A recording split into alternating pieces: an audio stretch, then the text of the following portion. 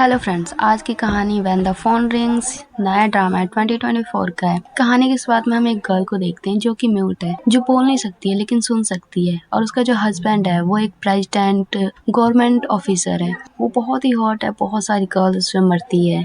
ये दोनों मैरिड है, ये बात किसी को भी नहीं पता है सिवाय इनके परिवार वालों को। लोगों को पता है कि ये मैरिड है, लेकिन कोई भी इनके रियल फेस को नहीं जानता है। जैसे कि जो फीमेल लीड है जिसका नाम हिजू है, वो बहुत ही सुंदर है, काइंड हार्टेड है, बोल नहीं सकती है लेकिन सुन सकती। दूसरी तरफ जो बैक्सियोन है, जो उसका हस्बैंड है, कई बार वे पार्टी में साथ में जाते हैं, लेकिन हिजू जो है वो बैक्सियोन के साथ उसकी एम्प्लॉय बनकर जाती है, जैसे कि ट्रांसलेटर के रूप में। जो बैक्सियोन है वो हमेशा रूड बिहेव करता है, एरोगेंट बिहेव करता है अपने वाइफ के साथ, बिल्कुल भी इमोशन नहीं दिखाता है। और इनकी 3 साल हो चुके हैं वेडिंग के, लेकिन अभी तक दोनों में से बिल्कुल भी कोई भी करीब नहीं आया है। और बैक्सियोन ने तो साफ साफ बोल दिया था शादी के पहले दिन ही कि हिजू तुम मेरे पास आने की कोशिश मत करना, नहीं तो कुछ भी गलत हो सकता है। उसी दिन से हिजू का दिल टूट गया था। और यहाँ मैं बता दूं, जो हिजू का वेडिंग है वो फोर्सफुली मजबूरी में किया गया था। जो हिजू की मॉम है वो पैसों की बहुत ज्यादा लालची है, और उसने उसको धमकाया था कि अगर तुम, जो हिजू की मॉम है, उन्होंने भी एक गवर्नमेंट ऑफिसर से पैसों के लिए शादी किया था, और अपने पहले पति को, जिससे हिजू का जन्म हुआ था, उस पति को छोड़ दिया है। वो हॉस्पिटल में भर्ती है। उन्होंने हिजू को बैक्सन के साथ शादी करने के लिए मजबूर किया और वार्निंग दी कि अगर तुमने शादी नहीं किया तो मैं तुम्हारे फादर की हॉस्पिटल बिल्स नहीं भरूंगी। हिजू रोते हुए मान जाती है और कहती है कि प्लीज मेरे फादर का ख्याल रखो, उनके हॉस्पिटल, और वो शादी कर लेती है। दूसरी तरफ जो बैक्सियोन है वो पहले उसकी सौतेली बहन इना से शादी करने वाला था, पर इना ने कहा था कि तुम हिजू से शादी कर लो क्योंकि मुझे अभी फॉरेन कंट्री जाना है, और बैक्सियोन ने हिजू से वेडिंग कर ली। लेकिन आज तक दोनों में से कोई भी करीब नहीं आया है, और वो हिजू से तो बात तक भी नहीं करता है। बहुत कम चांसेस होते हैं दोनों को बात करते हुए। बचपन से हिजू से सारे लोग, उसकी फैमिली वाले रूड बिहेव करते हैं, उसे सौतेला बिहेव करते हैं। उसकी अपनी मॉम भी हमेशा रूड बिहेव करती है। जो उसका सौतेला फादर है वो तो उसकी तरफ देखता भी नहीं है। जो उसका सौतेला पिता है, उसकी डॉटर फॉरेन कंट्री में है। जो हिजू की सौतेली बहन है फॉरेन में है, पढ़ाई कर रही है, साथ में उसका सर्जरी भी हो रहा है क्योंकि वो सुन नहीं सकती थी। तो हिजू के सौतेले पिता ने अपनी बेटी को फॉरेन कंट्री भेज दिया सर्जरी के लिए। और दूसरी तरफ जो हिजू थी, हिजू बोल सकती थी,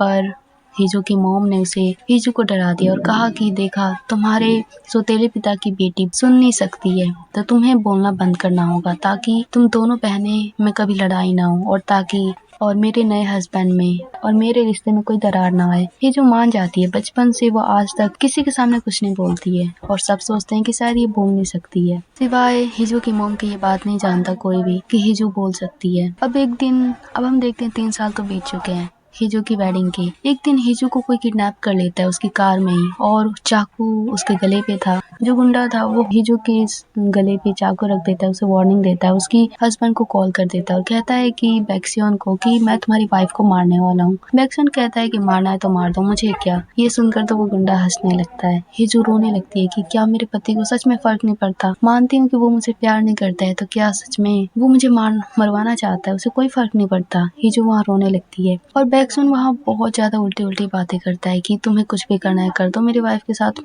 मुझे कोई फर्क नहीं पड़ता। और वो कॉल बार बार काट देता है। हिजू का दिल टूट जाता है। अब वो गुंडे के साथ लड़ाई करती है और कार को तेज स्पीड में चलाती है। इससे ना गुंडा भी डर जाता है और उसे लगता है कि शायद मैं तो इस लड़की को मारने वाला था और बदले में पैसे लेने वाला था, लेकिन यहाँ तो ये लड़की मुझे मार डालेगी। वो भी डर जाता है, पर हिजू का एक्सीडेंट होता है लेकिन दोनों बच जाते हैं। जो गुंडा था उसके हाथ में जो फोन था, उस फोन से वो सिर्फ बैक्सियोन को ही कॉल कर सकता था, और उस फोन को कोई भी ट्रेस नहीं कर सकता था। हिजू उस फोन को ले लेती है और वहाँ से चली जाती है। अब हम देखते हैं टाइम बीतता रहता है, और हर रोज हिजू उसी फोन से अपने पति को कॉल करती है, आवाज बदलकर। उसमें आवाज बदलने का सिस्टम था जिससे बैक्सियोन को पता नहीं चलता कि उसे जो कॉल कर रहा है वो उसकी वाइफ ही है। वो उसे बार बार कहता है कि आखिर तुम हिजू के साथ क्यों रहते हो जब तुम उसे प्यार ही नहीं करते, उसे डिवोर्स क्यों नहीं कर देते? पर बैक्सियोन बार बार मना करती, मैं उसे डिवोर्स नहीं दूंगा, कुछ भी कर लो। ऐसे ही दिन बीतते हैं और कई बार बैक्सियोन के ऊपर अटैक होता है, और बैक्सियोन को लगता है कि शायद ये अटैक उसी आदमी ने किया है जो मुझे कॉल कर रहा है। अब वो अपनी वाइफ को चेक करने जाता है क्योंकि उसे लगता नहीं था कि सच में उसके वाइफ पर किसी आदमी ने अटैक किया था, उसे कोई मारने वाला था। जब वो अपनी वाइफ को चेक करता है तो उसे पता चलता है कि उसकी वाइफ के गले पे निशान था, यानी कि हिजू के गले पे, और उसकी कार में भी कई चोट के निशान थे। अब अपनी वाइफ हिजू के लिए कई प्रोटेक्शन लगा देता है, कई गार्ड्स उसके साथ लगा देता है। हिजू चौंकती है, मन में सोचती है कि आखिर मेरे पति को हुआ क्या है, क्या बैक्सून को सच में मेरी चिंता है।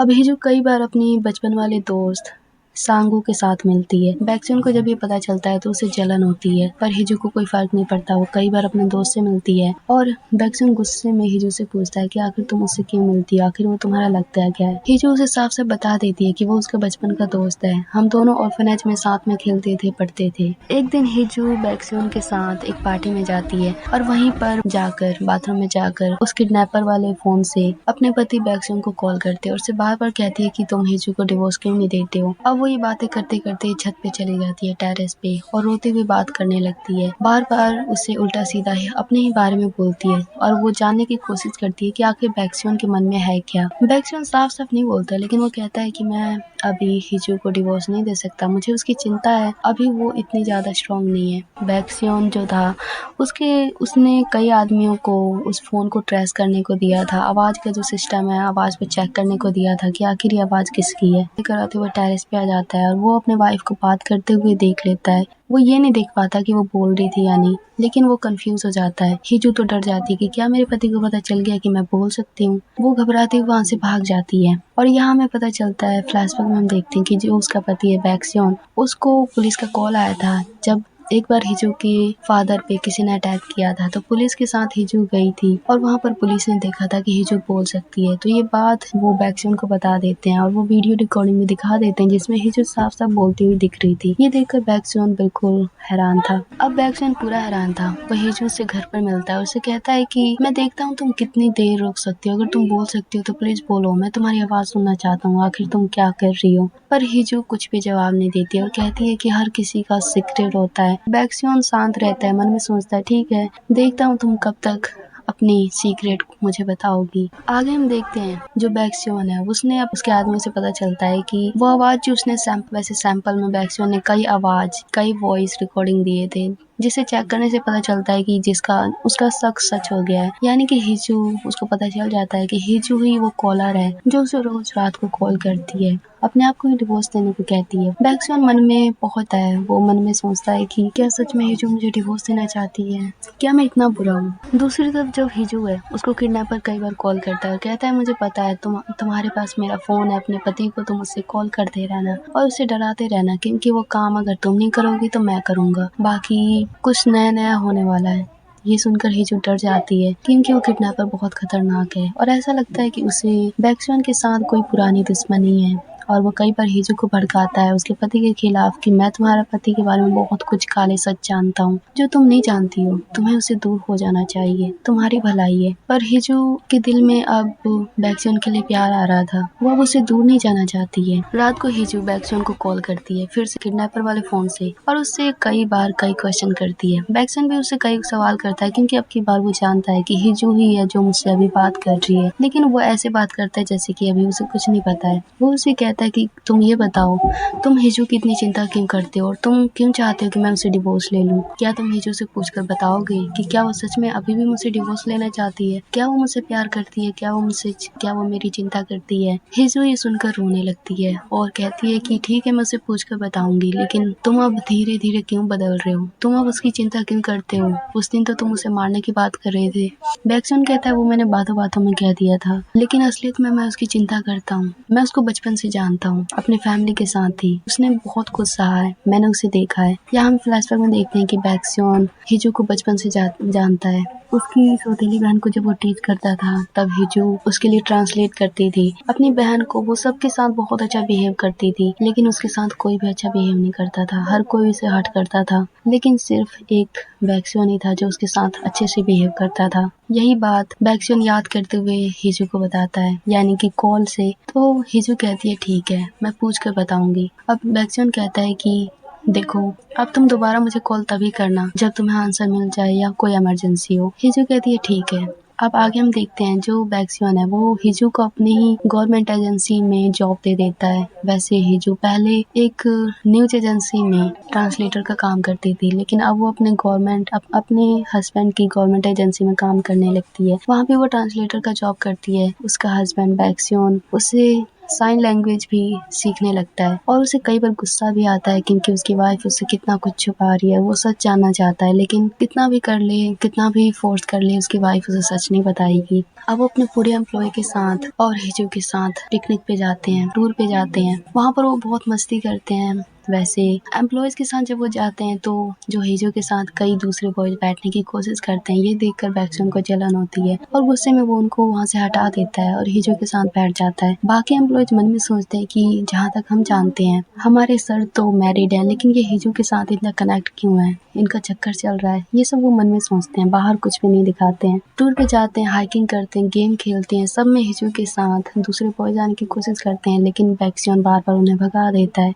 दूसरी तरफ आगे वो टूर करते करते, हाइकिंग करते करते माउंटेन्स के टॉप पे पहुंच जाते हैं। वहाँ पर भीड़ थी। जो हिजू का हस्बैंड था, बैक्सन था, उसके बहुत सारे लोग फैंस थे। वहाँ पर भीड़ इकट्ठी हो जाती है फोटोज के लिए। तभी भीड़ में से कोई हिजू को टॉप से माउंटेन धक्का दे देता है और हिजू नीचे गिर जाती है। हम देखते हैं कि हेलीकॉप्टर्स, पुलिस हर जगह से हिजू को ढूंढ रहे हैं लेकिन हिजू अभी तक मिले नहीं है। दूसरी तरफ हम देखते हैं हिजू जंगल के बीच है, पहाड़ों के बीच में, अंधेरा हो चुका है, बहुत ठंड भी बढ़ चुकी है, माइनस में हो रहा है ठंड। और कुछ देर में उसे होश आता है। उसका फोन भी अब बंद हो चुका था लेकिन उसके पास दूसरा किडनैपर वाला फोन था। वो मन में सोचती है कि क्या मुझे बैक्सन को कॉल करना चाहिए। अगर मैंने उसे कॉल किया तो कहीं वो मुझे पकड़ ना ले, कहीं मैं मुसीबत में न पड़ जाऊं। मुझे इतने सारे सवालों का जवाब देना पड़ेगा। काश मैं उसे पहले ही सच बता देती तो ये सब नहीं होता। कुछ मिनटों तक सोचने के बाद हिजू अपने पति को कॉल करती है, कहती है कि मैं किडनैपर बोल रहा हूँ। तुम अपनी वाइफ को, वो उसे एड्रेस तो नहीं दिखा सकती थी, तो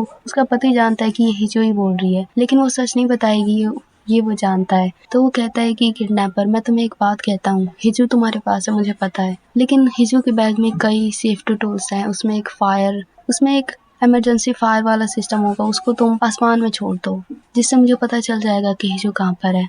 उसमें फर्स्ट एड किट भी है, वो उसको यूज कर सकती है। ये सुनकर हिजू वहाँ रोने लगती है और दूसरी तरफ हम देखते हैं बैक्सन भी रो रहा था। वो सोचता है कि मैं अपने वाइफ के लिए कुछ भी नहीं कर पा रहा हूँ। अब हम देखते हैं हिजू अपने बैग में से आसमान में इमरजेंसी फायर छोड़ती है जिससे बैक्सन को वो दिखाई देता है और वो जंगल की तरफ दौड़ता है हिजू को बचाने के लिए। हिजू ठंड में रो रही है, बहुत ज्यादा परेशान है, उसका हाथ पैर काम नहीं कर रहा है। इसी के साथ अब देखेंगे कि आगे हम देखेंगे क्या होगा, क्या बैक्सन हिजू को बचा पाएगा। पिछले एपिसोड में तो हमने देखा था कि जो हिजू है वो पहाड़ से गिर चुकी है, उसे किडनैपर ने किसी तरह नीचे गिरा दिया था और जो बैक्सन है उसको अब पता चल चुका है कि हिजू कहाँ पर है, वो उसे बचाने के लिए दौड़ रहा है। दूसरी तरफ हिजू बेहोश है। तभी वो एक सपना देखती है, बैक्सन को याद करती है। वो मन में कहती है कि बैक्सन, सबने मुझे धोखा दिया लेकिन तुम ही बचपन से मेरे साथ थे, मेरी रक्षा करते थे, हर कोई मेरे साथ सौतेला बिहेव करता था लेकिन तुम मेरा साथ देते थे। तभी हम देखते हैं कि बैक्सन हिजू के पास आता है, वो उसे गोद में उठाता है और भागते हुए हॉस्पिटल लेके जाता है। हिजू को जब हॉस्पिटल में होश आता है तो वो भी डरी हुई थी। वो मन में सोच रही थी कि क्या बैक्सन को मेरा किडनैपर वाला फोन मिल गया, क्या उसे मेरी सच्चाई पता चल गया, कहीं वो मुझे सच्चाई जानकर मुझे घर से ना भगा दे, मुझसे डिवोर्स ना ले ले, कहीं मुझसे नफरत ना करने लगे। पूरी डर चुकी थी। लेकिन यहाँ हम तो जानते हैं कि बैक्सन को सब कुछ पता है कि हिजू ही उसे किडनैपर के फोन से कॉल कर रही थी, पर वो उसे कुछ भी नहीं बताता है और हिजू के पास जाकर लेट जाता है और उसे बातें करते हुए कहता है कि हिजू, मैं जानता हूँ तुम बोल सकती हो। जिस दिन तुम पुलिस के पास थी, जब मैं तुम्हें लेने आया था, तब मुझे पता चल चुका था कि तुम बोल सकती हो। किडनैपर से मैं बहुत खुश हूँ कि उसने तुम्हें वापस कर दिया, उसने तुम्हारी जान बचा ली, पर मैं उसे पकड़ना चाहता हूँ, उससे बात करना चाहता हूँ। हिजू मन में सोचती है, चलो, उसे अभी किडनैपर के बारे में, उस फोन के बारे में ज्यादा पता नहीं है, लेकिन क्या कहीं वो मेरे साथ, कहीं वो मुझे धमकी तो नहीं दे रहा इनडायरेक्टली, क्या उसे सारा सच पता है। ये सब वो मन में सोचे जा रही थी। रात को वो सोती है लेकिन सो नहीं पाती है। अब बैक्सन रात को बाहर घूम रहा था। वो हिजू से पूछता है कि क्या वो कुछ खाने को चाहती है। हिजू मैसेज करती है कि मुझे फास्ट फूड, चाउमीन, बर्गर ये सब लिखती है, लेकिन बैक्सन कहता है कि नहीं, ये सब कुछ भी नहीं खाना, तुम्हें बस सिंपल सा सूप पीना है, खिचड़ी खाना है, ये सब खाना है। पर हिजू कहती है, फिर पूछ ही क्यों रहे हो जब तुम्हें कुछ लाना ही नहीं है। मैं बता दूं, हिजू और बैक्सन अब धीरे धीरे पास आ रहे थे। उन दोनों की गलतफहमियां दूर हो रही थी और बैक्सन अब अपना प्यार धीरे धीरे दिखा रहा था। हिजू बहुत खुश थी इस चीजों से। अब रात को हिजू किडनैपर वाले फोन से बैक्सन को कॉल करती है। बैक्सन अभी भी बाहर था। बैक्सन जो था वो किडनैपर से कहता है कि मुझे पता है तुम एक गर्ल हो और तुम लगभग 20-22 साल की होंगी या 25 साल की। वैसे तुम्हारा स्किन कलर कौन सा है, तुम कौन से कपड़े पहनती हो। वो फ्लर्टिंग करने लगता है। हिजू कहती है कि तुम्हें पता है ना कि तुम्हारी एक वाइफ है, क्या तुम अपने वाइफ से इतना नफरत करते हो कि दूसरी गर्ल से फ्लर्टिंग कर रहे हो? बैक्सन कहता है ऑफ कोर्स, मुझे तो वैसे भी हम दोनों को तो डिवोर्स होने वाला है, तो क्यों ना हम दोनों डेट करना स्टार्ट कर दे। हिजू तो मन में सोचती है कि मेरा पति कितना बेकार है, दूसरों से फ्लर्टिंग कर रहा है, वो भी किडनैपर से जिसने इसकी वाइफ को किडनैप किया था। अब हिजू और बैक्सन बहुत फ्लर्टिंग करते हैं। बैक्सन तो मान ही नहीं रहा था। कुछ देर बाद वह हिजू से रिक्वेस्ट करता है और कहता है कि किडनैपर, क्या तुम मेरा साथ दोगे? मुझे पता है तुम्हारा एक साथी है जो तुम्हारा बॉस है, मुझे उसे पकड़ना है। हिजू कहती है ठीक है, मैं तुम्हारी हेल्प करूंगी। अगले दिन हम देखते हैं हिजू न्यूज देखती है जिसमें किडनैपर के बारे में हुलिया उसकी, यहाँ मैं बता दूं, रात को जब हिजू और बैक्सन किडनैपर वाले फोन से बात कर रहे थे तो हिजू ने किडनैपर का हुलिया बताया था जब उसे किडनैप किया गया था। वो कहता है कि मेरा बॉस ऐसा ऐसा दिखता है, उसकी आंखें एक अलग है, उसका चेहरा बहुत ही डरावना है, वो हमेशा मास्क पहनता है, उसकी स्मेल, बॉडी की स्मेल मछली जैसी आती है। यही सब न्यूज में बताया जा रहा था कि एक ऐसा इंसान जिसने एक लड़की को किडनैप किया था और वो ऐसा दिखता है, उसकी बॉडी से ऐसी स्मेल आती है। न्यूज में ये सब बताया जा रहा था और कहा जा रहा था कि कोई भी इंसान अगर इसको देखता है तो पुलिस को बताए। अब हिजू समझ जाती है कि बैक्सन अब उसको किसी तरह भी ढूंढ लेगा। दूसरी तरफ हम देखते हैं जो किडनैपर है वो न्यूज देखकर घबरा जाता है। जो किडनैपर था वो अपने भी बड़े वाले बॉस को कॉल करता है और कहता है कि देखो तुम्हारे कारण अब मैं पकड़ा जाने वाला हूँ, तुम्हें मैं छोड़ूंगा नहीं। लेकिन उसका बॉस कहता है मुझे फर्क नहीं पड़ता तुम पकड़े जाओ या ना जाओ, लेकिन तुम्हें उससे पहले अपना फोन जो हिजू के पास है वो लेकर आना है, नहीं तो हम दोनों फंसेंगे। किडनैपर बहुत ही गुस्से में था और वो चिल्ला चिल्ला कर कहता है कि बैक्सन और हिजू, मैं तुम दोनों को नहीं छोड़ूंगा। अब हिजू अब हॉस्पिटल में लेटी हुई थी। कई बार वो सपने देखती है। जब भी वो सपने देखती है तो वो डरावना सपना देखती है कि जैसे बैक्सन उसे दूर जा रहा है, उससे नफरत कर रहा है या किडनैपर उस पर हमला कर रहा है। ऐसे एक दिन उसे कॉल आता है अजनबी कॉल। अब वो किडनैपर का होता है। वो उसे कहता है कि मैसेज भी वो करता है कि मैं अपना फोन लेने आ रहा हूँ और साथ में बैक्सन को भी खत्म कर दूंगा, तुम्हें भी खत्म कर दूंगा, कुछ भी हो सकता है। हिजू डर जाती है, वो अपना गेट बंद कर लेती है। तभी गेट को कोई नॉक करता है। वो पूरी डर जाती है कि कोई आ रहा है और गेट जोर जोर से बजने लगता है। तभी आवाज आती है बैक्सन की, हिजू तुम गेट क्यों नहीं खोल रही हो? हिजू अब गेट खोलती है डरते हुए और बैक्सन उसे गले से लगा लेता है। वो कहता है कि ऐसा क्या हुआ? हिजू उसको वो फोन मैसेज दिखाती है और बैक्सन कहता है कि चिंता मत करो, मैं किडनैपर को पकड़ के रहूंगा। अब वो दोनों साथ में लेट जाते हैं। हिजू बैक्सन बिल्कुल पास थे। बैक्सन कहता है कि मैं तुम्हें कभी छोड़कर नहीं जाऊंगा, मैं तुमसे बहुत प्यार करता हूँ। ये बात वो बोल देता है। हिजू बहुत ही खुश थी पर वो बहुत डरी हुई थी बैक्सन को खोने से।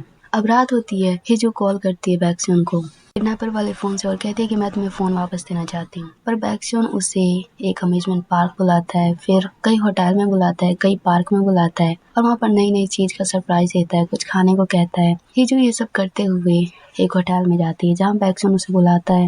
हिजू वहाँ पहुंचकर बहुत डरी हुई थी कि कहीं बैक्सन उसे छोड़ ना दे। तभी बैक्सन उसके पास आता है और कहता है कि हिजू, मुझे पता था कि तुम ही किडनैपर वाले फोन से मुझे कॉल करती हो। वो उसे फोन ले लेता है और हिजू को किस करता है और कहता है मैं तुम्हें छोड़कर कभी नहीं जाऊंगा, इतनी डरती क्यों हो तुम मुझसे? हिजू कहती है क्योंकि ये मेरा सीक्रेट था कि मैं बोल सकती हूँ और किडनैपर वाला फोन मेरे साथ था। मुझे पहले लगा कि तुम मुझसे नफरत करते हो, इसीलिए मैं डिवोर्स भी मांग रही थी, लेकिन अब सब कुछ अलग है। मुझे पता चल गया तुम मुझसे प्यार करते हो, इसीलिए मुझे डर लग रहा था तुम्हें खोने से। बैक्सन कहता है कि अब चिंता मत करना क्योंकि मैं तुम्हें छोड़कर नहीं जाऊंगा। आगे हम देखते हैं कि एक शॉपकीपर न्यूज देखता है, वही किडनैपर का जिसमें बताया जा रहा था कि कोई भी इस किडनैपर को देखे तो कॉल करे। जो शॉपकीपर था वो मछली बेचता था। वो जब ये न्यूज देखता है तो वो डर जाता है, वो अपनी पैकिंग करने लगता है। तभी उसकी शॉपकीपर की दुकान पे कोई वही किडनैपर आता है और उस पर अटैक कर देता है। इसका मतलब वो किडनैपर उस शॉपकीपर की दुकान पे रोज आता था मछली खरीदने। अब उस मछली वाले शॉपकीपर पे किडनैपर अटैक कर देता है। दूसरी तरफ हम देखते हैं जो बैक्सन था और हिजू थे,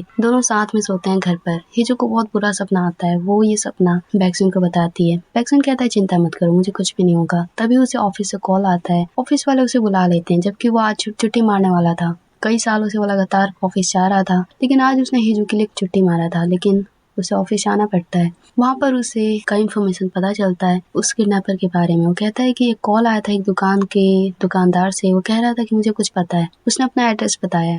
बैक्सन उस एड्रेस पे जाने लगता है और वो याद करता है कि जो शॉपकीपर है, जो मछली वाला दुकानदार है, उसके वहाँ पर बैक्सन रहा करता था। उसने उसे पाला था, वो उसे पढ़ाता था, लिखाता था, यानी कि बैक्सन उस शॉपकीपर को जानता है। उसके वो थोड़ा इमोशनल भी हो चुका था, लेकिन जब तक वो वहाँ पहुँचता है वो देखता है कि दुकान में आग लग चुकी है। वो पूरा डर जाता है। वो भागा दुकान के अंदर जाता है और शॉपकीपर जो बेहोश था, जो घायल था, उसको उठाकर बाहर जाने लगता है। दूसरी तरफ हिजू बैक्सन को बार बार कॉल कर रही थी पर वो कॉल नहीं उठा रहा था। हिजू को तो पता भी नहीं है कि बैक्सन अभी कहाँ पर है। हिजू से उसकी सौतेली बहन भी मिलने आती है। वो उसे कहती है कि तुम्हें पता है तुम्हारे पति बैक्सन को एक सच्चाई में जानती हूँ, अगर वो तुम जान लोगी तो उसे छोड़ दोगी। वो उसे बताती है कि बैक्सन जो है अपने पेरेंट्स का, यानी कि जो गवर्नमेंट ऑफिसर्स, जो इतने बड़े प्रेसिडेंट है, उसके फादर मदर, उसका असली बेटा नहीं है। हिजू को कोई फर्क नहीं पड़ता है। वो कहती है मुझे इससे फर्क नहीं पड़ता, मैं उससे प्यार करती हूँ। ये सुनकर सौतेली बहन जो थी वो पूरी हैरान थी, क्योंकि वो तो सोच रही थी कि वो रिश्ता तोड़ देगी उससे। दूसरी तरफ हम फ्लैशबैक में देखते हैं कि हिजू परसों अपने दोस्त सांगू के साथ एक पुराने घर पे गई थी, जहाँ पे वो बैक्सन का पास्ट के बारे में जानना चाहती थी। सांगू उस पुराने घर के बारे में जानता था, क्योंकि सांगू बचपन में अनाथालय में था और वहाँ पर वो हमेशा खेलने के लिए आता था। सांगू हिजू को लेकर वहाँ पर जाता है। वहीं पर उस टाइम बैक्सन भी गया था किडनैपर का पीछा करते करते, लेकिन वहाँ पर कुछ भी नहीं मिला था। लेकिन एक वीडियो रिकॉर्डिंग मिली थी जो उसने न्यूज में डाल दी है। जो भी उसने उसको किडनैपर के बारे में पता लगा लेगा वो उसे कई प्राइज देगा और एक इंटरव्यू भी देगा। जब हिजू वो पुराने घर को देखती है तो पूरी डर जाती है और कहती है कि चलो कल हम यहाँ पर आएंगे, और वो वहाँ से जाने लगती है। पर बैक्सन बीच में उसे रोक लेता है। सांगू को बहुत डांटता है, कहता है कि हिजू से दूर रहो। सांगू कंफ्यूज था कि आखिर बैक्सन हिजू के हमेशा पास क्यों रहता है। वैसे सांगू को पता नहीं है कि दोनों हस्बैंड वाइफ है। वो बहुत ही कंफ्यूज था। दूसरी तरफ जो बैक्सन था वो सांगू पे बार बार इल्जाम लगाता है कि तुम मेरे ऊपर अटैक कर रहे हो, तुम ही किडनैपर हो। सांगू कहता है ऐसा कुछ भी नहीं है। वो पूरा कंफ्यूज था। बैक्सन हिजू को लेकर वहाँ से जाता है और रास्ते में कहता है कि तुम अपने दोस्त इससे दूर रहो, मुझे डर है कि शायद यही किडनैपर हो या उसका साथी हो, कुछ भी हो सकता है।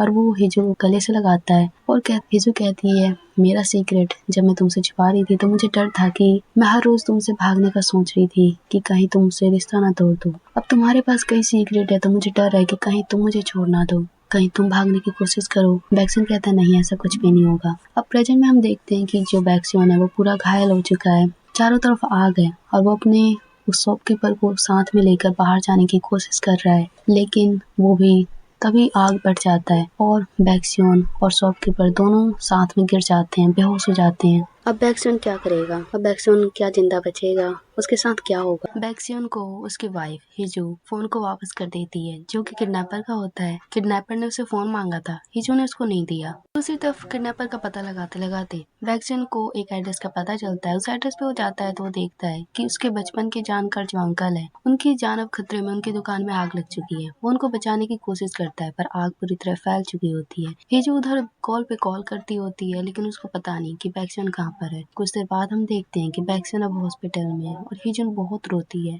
वो अब बैक्सन के पास है, वो साथ में सांगू भी है। यहाँ हमें पता चलता है कि सांगू ने ही बैक्सन को बचाया था और उस अंकल को भी। वो हिजू को बताता है कि हिजू मैं अपने अनाथालय को, यहाँ मैं बता दूं जो सांगू है वो भी अनाथालय पला पड़ा है। बचपन में अनाथालय में कई बच्चों का मर्डर हुआ था जिनका वो पता लगाना चाहता है नई वालों के साथ मिलकर। इसीलिए वो पुरानी हवेली जहाँ पर बच्चे खेलने जाया करते थे वहाँ पर वो विजिट करने गया था। वहाँ पर उसने बैक्सन को जाते हुए देखा। उसी रास्ते में तो वो उसका पीछा करने लगा और बैक्सन को उसने आग में फंसे हुए देखा तो वो फटाफट उसको हॉस्पिटल लेके जाता है। हिजू ये सुनकर उसको बहुत बार थैंक्स कहती है, माफी मांगती है क्योंकि उसने अपनी वेडिंग की बात उससे छुपाई और वो बोल सकती है ये भी बात, इस चीज के लिए भी वो उसे माफी मांगती है। सांगू थोड़ा गुस्सा था लेकिन वो उसे माफ कर देता है। या मैं बता दूं जो सांगू है वो बचपन से ही मन ही मन हिजू को लाइक करता है, लेकिन अब वो मूव ऑन करने की कोशिश कर रहा है। दूसरी तरफ सांगू की एक फ्रेंड है जो कि न्यूज में काम करती है जिसका नाम यूरी है। वो उसकी अनाथालय वाली रिपोर्ट में हेल्प कर रही है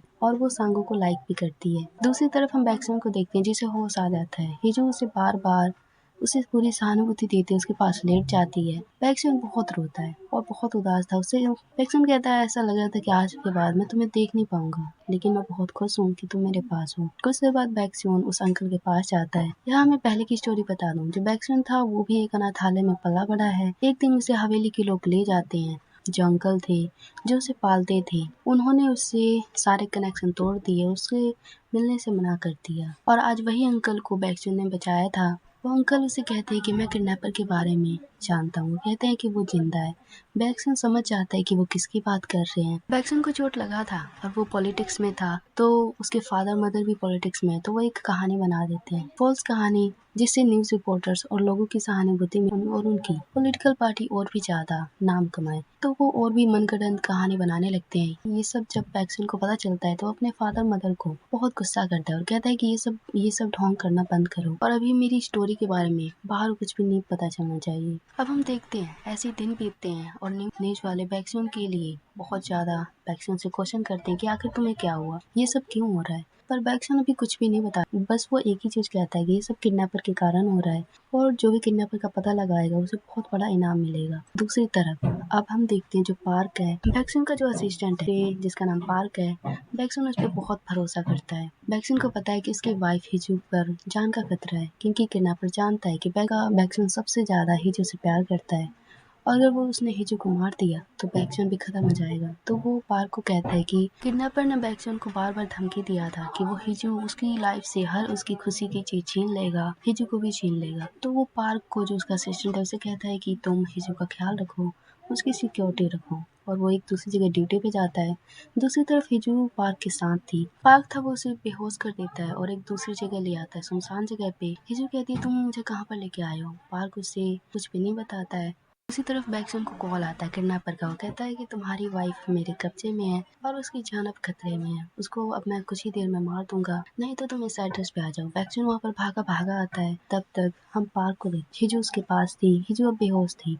जो पार्क था वो किडनैपर के पास आ चुका था, यानी कि पार्क किडनैपर से मिला हुआ था। वहाँ पर किडनैपर पार्क को मारने लगता है और कहता है कि तुम बैक्सन को मारना चाहते थे, तुमने सोचा कि तुम्हारे जुड़वे भाई को बैक्सन ने मारा है, पर असलियत में वो बैक्सन है ही नहीं, असली बैक्सन तो मैं हूँ। यहाँ हमें बैक्सन की असली स्टोरी का पता चलता है। दरअसल पार्क, सांगू और जो बैक्सन है, ये सब अनाथालय में पले बड़े बच्चे हैं। अनाथालय में बहुत सारे बच्चे थे जो हमेशा खेलने के लिए हवेली के पास जाया करते थे, लेकिन दिन पर दिन उनका मर्डर होने लगता है। बच्चों को पता था कि जो हवेली में जो लड़का है, जो सबसे अमीर है, वो ही ये सब कत्ल कर रहा है, जिसका नाम बैक्सन है। पर उनके खिलाफ बच्चे कुछ भी नहीं कर सकते थे। उन्हीं में सांगू बच गया, जो कि आज मर्डर का पता लगाने की कोशिश कर रहा है। दूसरी तरफ जो हवेली का असली लड़का था, जो कि बैक्सन था, और यहाँ हम पूरी कहानी में जिसको हम बैक्सन कह रहे थे, वो असली बैक्सन नहीं है।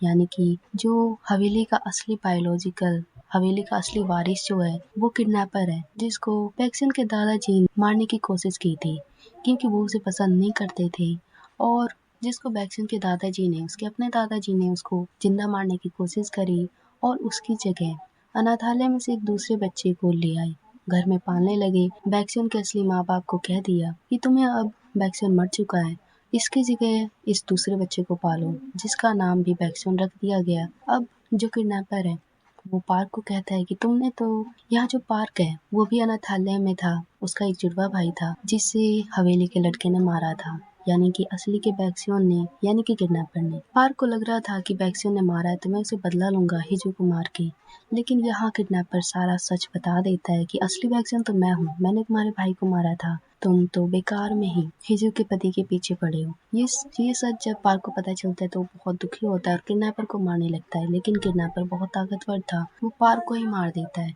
और नदी में डाल देता है। कुछ देर बाद वहाँ हिजू का हस्बैंड आता है। वो पार्क को ढूंढने लगता है। तभी वो नदी के पास नाव देखता है। नाव में एक बैग था, बैग के अंदर वो जो बैग को खोलता है उसमें भी पार्क जिंदा था। उसे पार्क को आजाद करता है और पार्क पे बहुत गुस्सा करता है, तुमने हिजू के साथ क्या किया, मुझे सच बताओ। पार्क उसे बार बार गिड़गिड़ा कर माफी मांगता है और कहता है कि मुझे लगा तुम मर्डरर हो, लेकिन मुझे माफ कर दो। हिजू जो है वो किडनैपर के पास है। तभी वहाँ पर किडनैपर आता है और कार चलाकर हिजू को दूसरी तरफ लेके जाने लगता है, पर हिजू का हस्बैंड उसे किसी तरह बचाने की कोशिश करता है, किडनैपर को पकड़ लेता है, लेकिन किडनैपर के हाथ में चाकू था, वो वार करने वाला था। तभी पार्क हिजू के हस्बैंड को बचाने के लिए उसके आगे आ जाता है और पार्क घायल हो जाता है।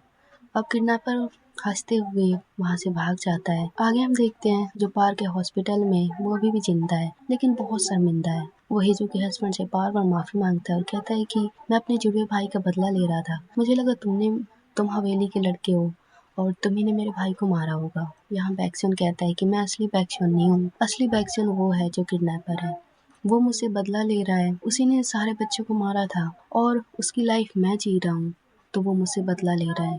अब हिजो का हस्बैंड पार्क से कहता है कि तुम किडनैपर के बारे में बहुत कुछ जानते हो, मुझे उसके बारे में सब कुछ बताओ। पार्क पहले तैयार नहीं होता, वो बहुत शर्मिंदा होता है और उससे बात करने से भी डर रहा होता है, लेकिन हिजो का हस्बैंड उसे भरोसा दिलाता है कि वो चिंता ना करे, वो उसे आज भी अपना सच्चा दोस्त मानता है। अब पार्क मान जाता है, वो किडनैपर के बारे में पता लगाने लगते हैं। दूसरी तरफ हम देखते हैं फैमिली मीटिंग होती है जिसमें हिजू की फैमिली और बैक्सून की फैमिली सब साथ में थी। तभी वहाँ पर हिजू के फादर आते हैं, जो कि बैक्सून के फादर भी गन चलाने वाले थे गुस्से में, और इसी बीच में दोनों में फाइटिंग होने लगती है। फ्लैशबैक में हम देखते हैं कि जो बैक्सून के दादाजी थे, जो बैक्सून के ग्रैंडपा थे, वो बहुत ही बेकार इंसान थे। वो उनको भी बच्चों से नफरत था, वो भी बहुत बच्चों को तड़पाया था। हिजू के जो स्टेप फादर है, उनका जो छोटा बच्चा था, उनके मारने में बैक्सून के दादाजी का हाथ था, जिसके कारण हिजू के फादर बैक्सून के दादाजी से मिलते हैं और उस पर गुस्सा करते हैं। वो उसको मारने वाले थे, वो उनको धमकी देते हैं। बैक्सून के दादाजी माफी मांगते हैं और कहते हैं कि बदले में मैं अपने बेटे को मार दूंगा, और वो ऐसी डील करते हैं। हिजू के फादर अब यही प्रेजेंट में हिजू के फादर बैक्सून के फादर को याद दिलाते हैं और कहते हैं कि ये डील भूले नहीं हो तुम अभी तक। तुम्हारा वो लड़का अभी भी जिंदा है जिसको तुम्हारे पिता ने मारा था, लेकिन वो अभी भी जिंदा है, तो मैं तुम सबको मार दूंगा। यहाँ मैं बता दूं, जो बैक्सून जो किडनैपर है, उसको उसके फादर भी नफरत करता है, लेकिन उसकी मॉम उसको आज भी मिस करती है, वो रोज उसको याद करती है। अब जो बैक्सून का फादर है, जो किडनैपर का फादर है, वो कहता है कि हिजू के फादर को कहता है कि चिंता मत करो, मैं उसको मार दूंगा, भले ही वो जिंदा हो, मैं उसको खत्म कर दूंगा। यहाँ अफरा तफरी मच चुकी थी, फाइटिंग स्टार्ट हो चुकी थी, चारों तरफ धुआं फैल जाता है और हिजू गायब हो जाती है। हिजू के हस्बैंड को बहुत चिंता होने लगती है, वो उसे ढूंढता है पर वो हिजू कहीं नहीं मिलती, यानी कि हिजू को किडनैपर ने किडनैप कर लिया था। तभी कुछ देर बाद बैक्सून को हिजू के हस्बैंड को कॉल आता है किडनैपर का। वो उसे कहता है कि हिजू को मैं मारने जा रहा हूँ, और नहीं तो तुम इस एड्रेस पे आ जाओ। लेकिन हिजू कहती है कि नहीं, तुम्हें यहाँ पर नहीं आना, अब मैं तुम्हें प्रोटेक्ट करूंगी। वो कार को तेज चलाती है और ऐसा लगता है कि बहुत तेज एक्सीडेंट हुआ है, और वहाँ पर पास में नदी थी, लगता है कि कार जैसे उसके अंदर डूब चुकी है। दूसरी तरफ जो हिजू का हस्बैंड था, ये कॉल पे सारा कुछ सुन रहा था, उसकी आंखों से आंसू गिरने लगते हैं। अब कई दिन बीतते, महीने बीतते हैं, हिजू और किडनैपर का पता नहीं चलता है, लेकिन पुलिस हर जगह में ढूंढ रही है, और वो कहते हैं कि हिजू की कार मिल चुकी है, जो कि पानी के अंदर जा चुकी है पूरी। जो हिजू का हस्बैंड था, वो पुलिस को कहता है कि मुझे शक है, जो मेरे पेरेंट्स हैं, जो कि असलियत में मेरे पेरेंट्स है भी नहीं, वो किडनैपर के पेरेंट्स हैं, उनका जरूर इसमें हाथ है, वो जरूर किडनैपर से मिले हुए हैं। पुलिस कहती है तुम्हारे सौतेले पेरेंट्स बहुत ज्यादा ताकतवर हैं, पावरफुल हैं। तभी हिजू का हस्बैंड उन्हें एक सबूत देता है, जिसमें एक वीडियो रिकॉर्डिंग थी। बैक्सून का दादा भी जिंदा था, हॉस्पिटल में था। बैक्सून की मोम हॉस्पिटल में दादाजी को देखने, अपने फादर इन लोग को देखने जाती है और गुस्से में उन्हें मार देती है। लेकिन हिजू का हस्बैंड उस टाइम हॉस्पिटल में ही था, वो उस चीज को रिकॉर्ड कर लेता है, पुलिस को दे देता है। बैक्सून की मॉम को जेल में डाल देती है, उनसे पूछती है कि तुम जो कुछ भी जानती हो मुझे सच सच बताओ, पर पुलिस के आगे वो कुछ भी नहीं बताती है। अब हिजू का हस्बैंड उनसे बहुत रिक्वेस्ट करता है कि प्लीज, मैं जानता हूँ कि तुम मुझे तड़पा रही हो, जैसे कि दादाजी ने तुम्हारे बच्चे को मार दिया और सालों तक तुम्हें तड़पाया, और तुम्हें आज पता चला कि वो जिंदा है, ऐसे ही तुम मुझे भी तड़पाना चाहती हो। आज से 20 साल तक तुम मेरे हिजू को कैद रखोगे, उसके बाद बुढ़ापे में तुम उसको आजाद करोगी, और फिर मुझे भी ऐसा दर्द दोगी कि देखो तुम्हारी हिजू जिंदा है। तुम ये टाइम हमसे छीनना चाहती हो, पर प्लीज मेरी इसमें क्या गलती है? ये सब तो फादर इन लॉ ने किया है, ये सब दादाजी ने किया है, मेरी इसमें क्या गलती है? बैक्सून की मॉम कहती है तुम्हारी गलती ये है, तुम मेरे ससुर के बेटे हो, तुम दादाजी के बेटे हो, तुम अनाथ नहीं हो, तुम अपने दादा के बेटे हो, यानी कि हवेली के दादा के बेटे। जो बैक्सून का दादा है, उनका अफेयर था, उनका ये नाजायज हिजू का हस्बैंड उनका नाजायज बेटा है। ये सच जान हिजू का हस्बैंड बिल्कुल हैरान था। तरफ हम हिजू को देखते हैं, जो कि एक तहखाने में बंद थी, और वहाँ पर 2 तहखाने थे, एक तरफ किडनैपर बंद था, दूसरी तरफ हिजू बंद थी। इस जगह को बैक्सून की मॉम का असिस्टेंट कंट्रोल कर रहा था, और ये सब बैक्सून की मॉम ने ही करवाया था। बैक्सून की मॉम ने अपने असिस्टेंट को ऑर्डर दिया था कि अगर मैं जेल में बंद हो गई या मुझे कुछ हो गया तो मेरे बेटे को आज़ाद कर देना, यानी बैक्सून को किडनैपर को आज़ाद कर देना और हिजू को मार देना। पर यहाँ असिस्टेंट उनका ऑर्डर नहीं मानता है और हिजू को आज़ाद कर देता है, कहता है कि यहाँ से दूर भाग जाओ, मैं तुम्हें बचा नहीं सकता, लेकिन मैं तुम्हें सिर्फ आज़ाद कर सकता हूँ, आगे का प्रोटेक्शन तुम्हें खुद करना है। और वो किडनैपर को आज़ाद नहीं करता है। तभी वहाँ पर बैक्सून का किडनैपर का असली फादर आ जाता है और वो गन लेकर अपने बेटे को मारने के लिए दौड़ता है। असिस्टेंट रोकता है लेकिन वो असिस्टेंट को घायल कर देते हैं। किडनैपर को मारने वाले थे। किडनैपर कहता है कि ये फादर, तुमने बचपन से लेकर आज तक तो मुझे प्यार नहीं किया, आज मारने चलोगे, कभी एक्सेप्ट भी नहीं किया। ये सुनकर उसके फादर रोने लगते हैं, लेकिन किडनैपर बहुत गुस्से में था। वो अपने फादर को मारता, वो उन्हें छोड़ देता है और बाहर भागने लगता है और हिजू को ढूंढने लगता है। हिजू बहुत डरी हुई थी, बाहर जंगलों में दौड़ने लगती है। दूसरी तरफ पुलिस भी और हिजू के हस्बैंड को भी पता चल गया था कि हिजू इस तरफ है, तो उस तरफ कार से आ रही थी। हिजू उनकी कार की तरफ दौड़ती है और अपने हस्बैंड के गले लग जाती है। तभी वहाँ किडनैपर आ जाता है। हिजू पे गन तान देता है, वो उन्हें मारता, लेकिन उससे पहले वो बैक्सियन को बहुत धमकी देता है। उसके बाद उसके कान में कुछ बोलता है जिससे बैक्सियन बहुत टूट जाता है। उसके बाद किडनैपर गन चलाता है और बैक्सियन और हिजू का हस्बैंड घायल होकर नीचे गिर जाता है। वो हॉस्पिटल में था। हिजू उसका ख्याल रखती है, लेकिन तभी हॉस्पिटल से बैक्सियन गायब हो जाता है। कई महीने बीत जाते हैं। अपने हस्बैंड को रोज मिस करती है।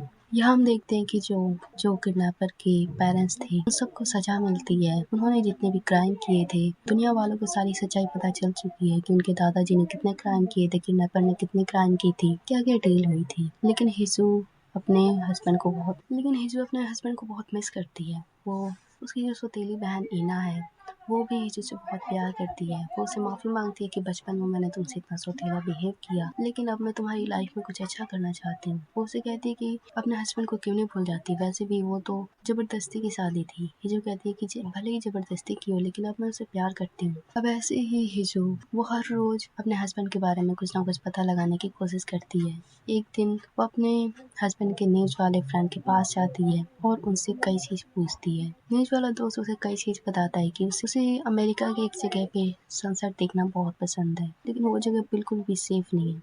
वहाँ आर्मी हमेशा लड़ती रहती है, पर हिजू उसकी बात नहीं मानती और अमेरिका में उस जगह पे चली जाती है। वहाँ वो बोस्टन नाम की जगह पे पहुँचती है। जो टेररिस्ट थे वो उसे किडनैप कर लेते हैं, लेकिन तभी टेररिस्ट को मारता हुआ एक बंदा आता है और उसे आज़ाद कर देता है और कार में बैठा के एक शांत जगह पे लेके जाता है और कहता है, हमें पता चलता है कि वो बंदा हिजू का हस्बैंड ही था। वो हिजू को बहुत डांटता है, कहता है कि तुम यहाँ पर क्यों आई। हिजू कहती है, ये सवाल तो मुझे तुमसे पूछना चाहिए कि तुम यहाँ पर क्यों आए, मुझे अकेला छोड़ के। पता है मैंने तुम्हें कितना याद किया, मुझे लगा तुम्हें कुछ हो गया। और वो दोनों गले लगते हैं और हिजू किसी तरह से मना के कोरिया वापस ले आती है। अब हम देखते हैं कि हिजू के हस्बैंड ने अपना नाम बदल दिया है। एक नकली नाम मिला था बैक्सियन, उसकी जगह उसने अपना नाम यॉन रखा है और उसने हिजू के साथ डिवोर्स करके दूसरी बार वेडिंग किया, क्योंकि पिछली बार शादी जो था वो जबरदस्ती किया था, लेकिन अब की बार उन्होंने वेडिंग बहुत ही प्यार से किया है और अपनी मर्जी से किया है। वो अपनी फैमिली गैदरिंग रखते हैं, फ्रेंड्स की पार्टी रखते हैं और सब साथ में पार्टी करते हैं। दूसरी तरफ जो सांगू था वो अपने न्यूज वाली फ्रेंड यूरी के साथ जल्द ही वेडिंग करने वाला है। ये सुनकर हिजू बहुत खुश होती है। इसी के साथ इस ड्रामे की एंडिंग होती है। आपको ये ड्रामा कैसा लगा कमेंट में ज़रूर बताना।